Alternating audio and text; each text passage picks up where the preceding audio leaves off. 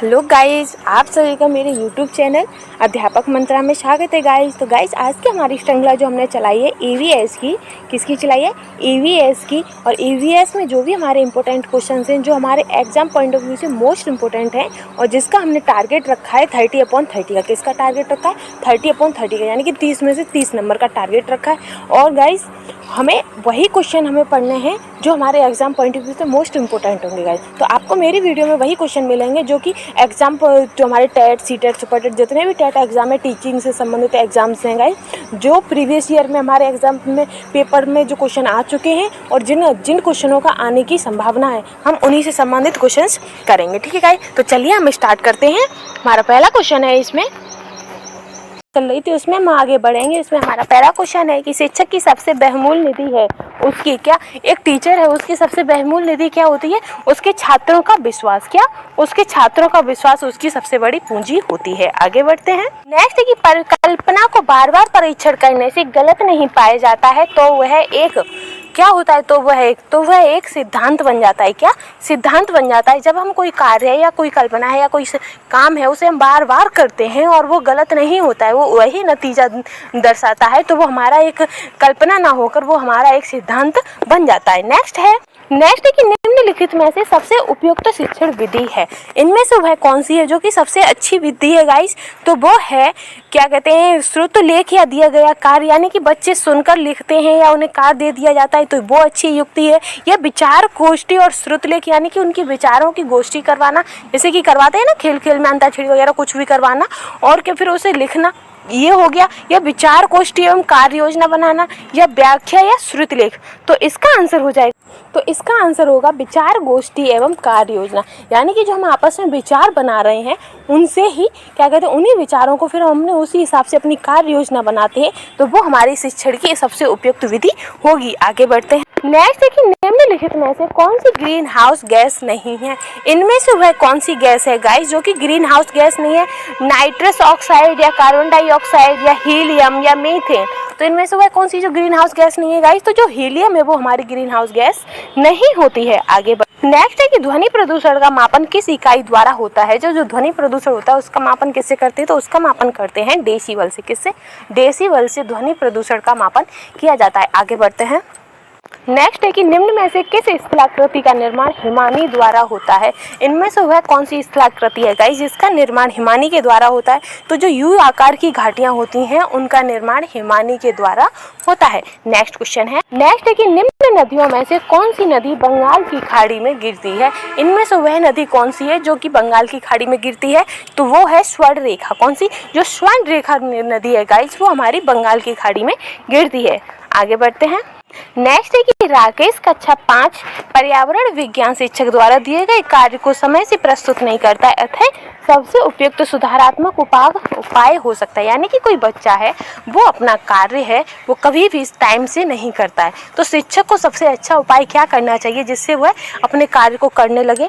तो उसका उपाय होगा गाइस कि खेल की कक्षा में जाने पर प्रतिबंध लगाना, या प्रधानाध्यापक की जानकारी में लाना, या उसकी अनियमितताओं के कारण को जानकर उसे सही मार्गदर्शन देना। तो इसका आंसर हो जाएगा कि उसकी अनियमितता, यानी कि जो उसका कारण है, उसका समय से काम ना कर पाने का जो कारण है उसका पता लगाना और उसका कारण जानकर उसे सही मार्गदर्शन कराना। आगे बढ़ते हैं।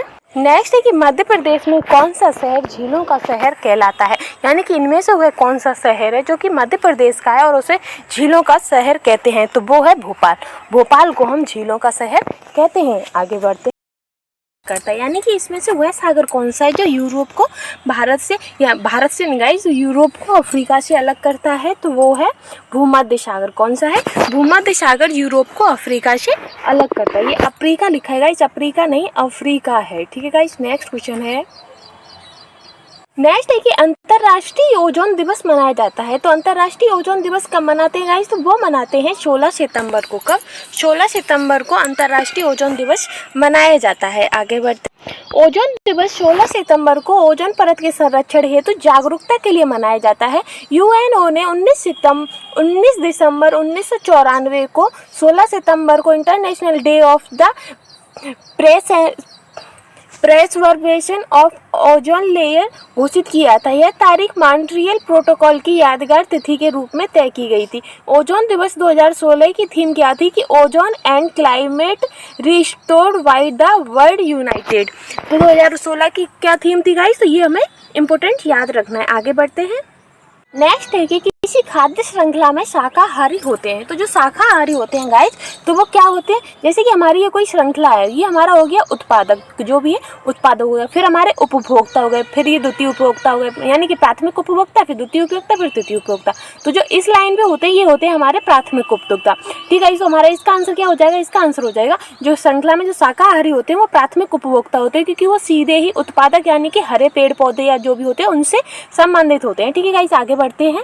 नेक्स्ट है कि पारिस्थितिकी तंत्र के तत्वों के चक्रण को क्या कहते हैं। जो पारिस्थितिकी तंत्र के तत्वों का जो चक्रण होता है उसे क्या कहते हैं गाइस, तो उसे कहते हैं जैव भू रासायनिक तत्व, क्योंकि जो ये चक्र है इसी में ही सब है, यानी कि पेड़ पौधे, जीव जंतु, मिट्टी, वायु, हवा, जो कि है पारिस्थितिकी तंत्र के जो तत्व हैं वो कहलाते हैं जो जैव भू रासायनिक चक्र। आगे बढ़ते। नेक्स्ट है कि निम्नलिखित ईंधनों में से कौन सा न्यूनतम पर्यावरणीय प्रदूषण उत्पन्न करता है। तो इनमें से वह कौन है जो सबसे कम पर्यावरण प्रदूषण उत्पादन करता है गाइस, तो वो है कि जो हाइड्रोजन होता है वो सबसे कम प्रदूषण करता है। कौन सा, हाइड्रोजन। बाकी की ये कोयला, डीजल, पेट्रोल, ये सभी क्या कहते हैं अच्छा खासा प्रदूषण करते हैं, लेकिन जो हाइड्रोजन है वो सबसे कम करता है। आगे बढ़ते हैं। नेक्स्ट है कि संकटग्रस्त जंतु दैत्य पांडा पाया जाता है। जो संकटग्रस्त है गाइस दैत्य पांडा, वो कहाँ पाया जाता है, तो वो पाया जाता है चीन में। कहाँ पर, चीन में। आगे बढ़ते हैं। और जो हमारी संकटग्रस्त जो होती हैं वो हमारे क्या कहते हैं रेड डाटा बुक्स में लिखे जाते हैं। किसमें, जो जीव जंतु जो और जो भी प्रजातियां जो हैं वो हमारी जो संकटग्रस्त हैं या संकट हो चुके हैं, या फिर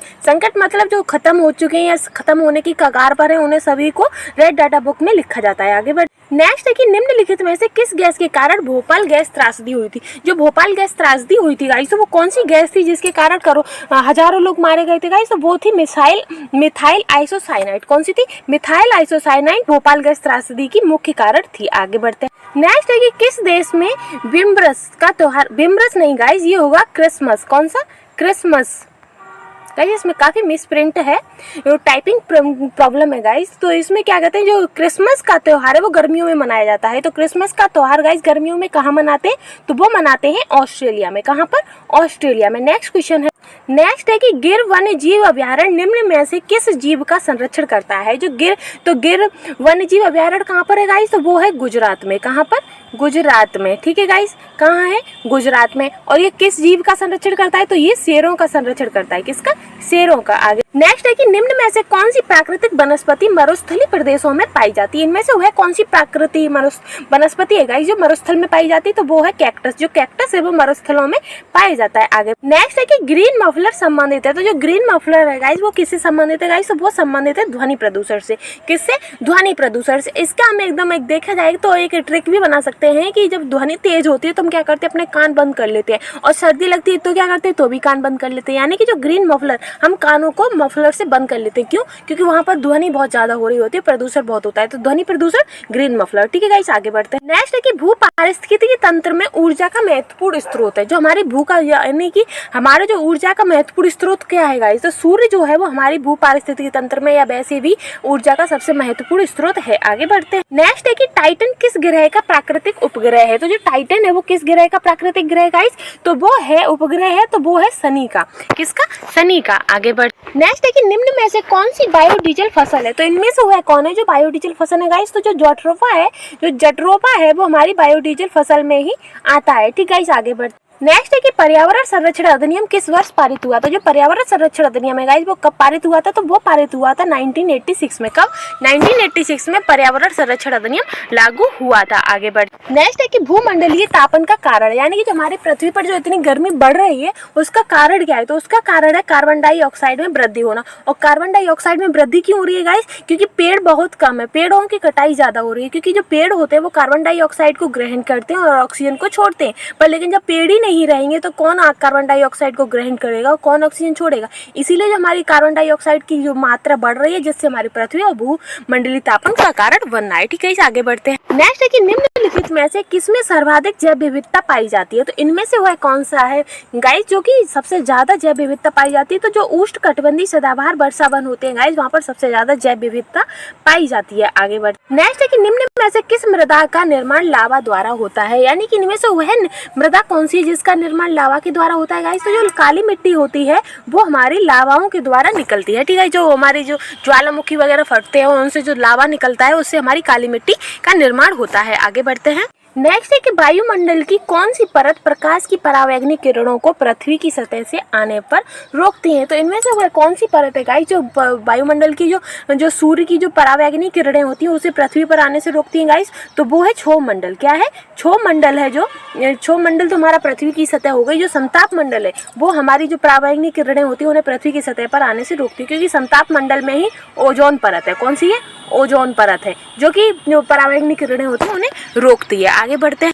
नेक्स्ट है कि गंगा एक्शन प्लान को लाने का उद्देश्य निम्नलिखित में से किस सुधार हेतु था। तो गंगा एक्शन प्लान क्यों लाया गया था? तो गंगा के जो पानी है उसकी गुणवत्ता का सुधार के लिए। तो इसका आंसर क्या हो जाएगा? इसका आंसर हो जाएगी कि जल की गुणवत्ता के लिए। आगे बढ़ते हैं।